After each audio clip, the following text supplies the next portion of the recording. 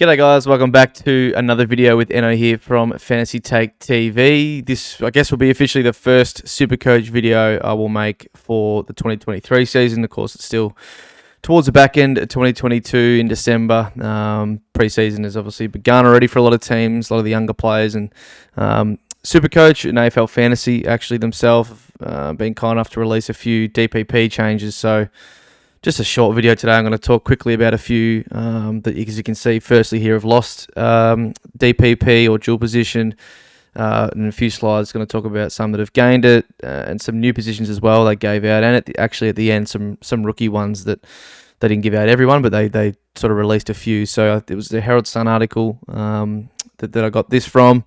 And then, look, Supercoach, the game itself should be out in a couple of weeks, I think just before Christmas. So not too far away. I know the BBL is about to start next week, which if you wanted to talk about that or get involved in our Discord, there's a channel that will be flooded with messages and people playing that and talking about that over the next few weeks or month.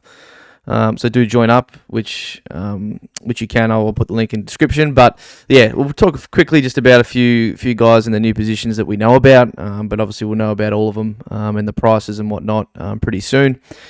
But firstly, some people that have lost TPP, and look, this is really only relevant, I guess, for ones that sort of lost their forward eligibility that we sort of can't pick there anymore, and ones, I guess, that have lost their defender status as well. You know, guys like Dawson, Sinclair, and Dacos that are now straight defenders. I mean, they always were, and that's where we were picking them. But guys like Short, Whitfield, Crisp, who are all defenders that we could pick, who are now mid-only, pretty much playing predominantly as midfielders, last season and this year. Which obviously, Crisp, you can't pick back there anymore. Whitfield, I know I tweeted out a lot of coaches would be happy about that one, that we can't get tempted by it. And Shorty, he probably will get the status, I would say, actually, at round 6. I think he'll be pushed back to defence quite a bit. We obviously saw him play a bit of the hybrid role, even some forward at times last year. So I think with us getting, two gun midfielders in Richmond, in Taranto and Hopper, that he won't have to play in there anymore. And I think his preferred, obviously, position will be down back. So I expect him to get defender status at round 6 when the changes do happen. And we can, I guess, monitor him until then without having to pick him. Bont mid-only, again, who knows, he might get forward status during the year again. George Hewitt now as well, obviously not able to be picked as a defender. And then a few guys here that were forwards, Intralaw and Brody, that we can't pick as forwards anymore. And then I guess probably the ones we should talk about a bit here at English and Marshall, who are ruck only, unfortunately. Neither of them got forward status, which you probably expect. A lot of them, they both pretty much played all ruck. English was someone to monitor over the preseason, whether or not we pick him. At this stage, I'm probably leaning towards yes. He had that absolutely unreal start to last season. Just a few, mishaps along the way, concussion. Couldn't quite get back to his form in the second half. And then Marshall, I mean, unfortunately with Max King going down with the shoulder reco, I'm pretty much going to miss most of all this season, really. He might be back towards the latter stages. Maybe they play a dual ruck setup. I think Jack Hayes might looking to push to be back in time for round 1 after unfortunately doing when he did his ACL last year. So we'll see with those guys, but they're both ruck only at this stage, unfortunately, unless they do, maybe Rowan plays a bit of forward early and gets it. But look, that's the guys that have lost their DPP that we know of. Going across to some new positions. So Nat Fife has got DPP. Andy McGrath is a defender mid and will be playing defence. I'm pretty sure has already been stated. But two guys I want to talk about more, probably Ben Cunnington and Toby McLean.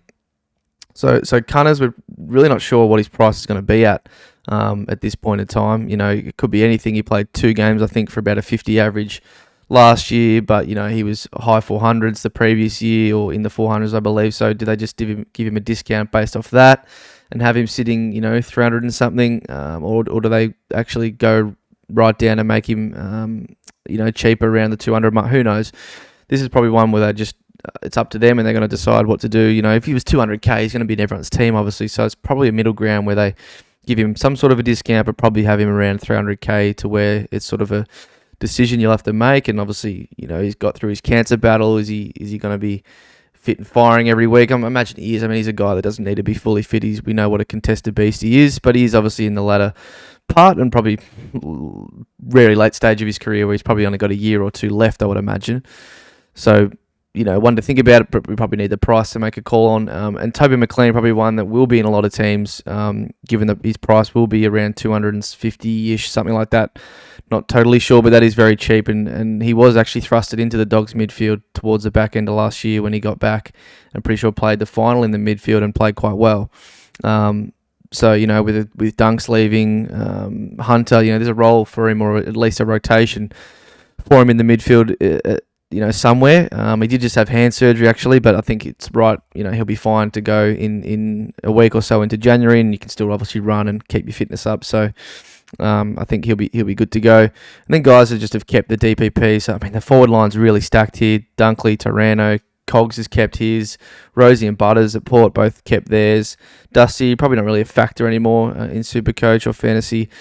Zach Bailey, who, I did like as a pick, or touted as a possible pick last year, but obviously never really got that full time, and he's just not going to now with Dunks coming across, and he's still going to play his forward time. Himmelberg's an interesting one, kept his defender forward status, but we're not really sure where he's going to play. I'm pretty sure GWS said, or I saw a list manager or someone say on draft night that he'll swing back to the forward line and play there predominantly. But again, look, Leon Cameron's not there anymore, but it did sort of happen after he left. So who knows what's going to happen there with, especially a GWS player. And Darcy Cameron is a good one, I think, and a nice one that I owned him last year and had a lot of enjoyment doing so. He played really well, and obviously Grundy goes and he keeps his forward status, so he might be an option, if he's playing the sole ruck position, or at least predominantly, the number one ruck. So one to keep an eye on. And then lastly, these are just some new positions. So I think a guy a lot of people talk about is Elliot Yeo here.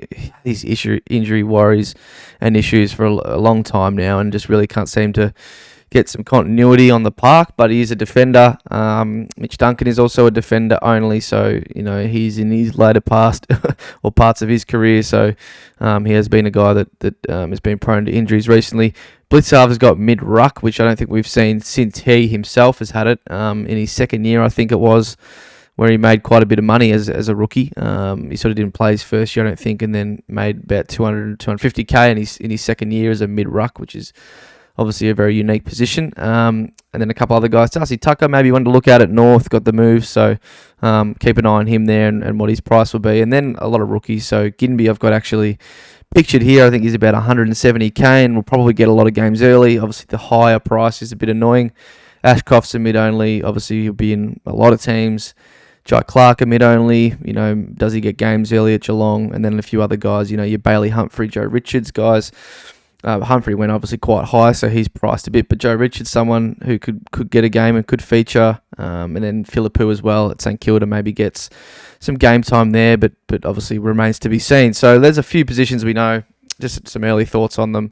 Obviously keen to see when the game releases some prices and other positions for some other players. But obviously join up if you want to get involved in BBL, where there'll be a few leagues going in the Discord at some point over the next week. But footy's not far away, or at least talking about some footy, which we will have a lot planned for the coming up pre-season. Between George, myself, and JD. So thanks for watching. As always, plenty more to come. Although I will be going away for a couple of weeks over Christmas, but back then in January there'll be quite a lot to talk about in regards to footy. So looking very, very much forward to it. As always, thanks for watching, and we'll see you on the next one.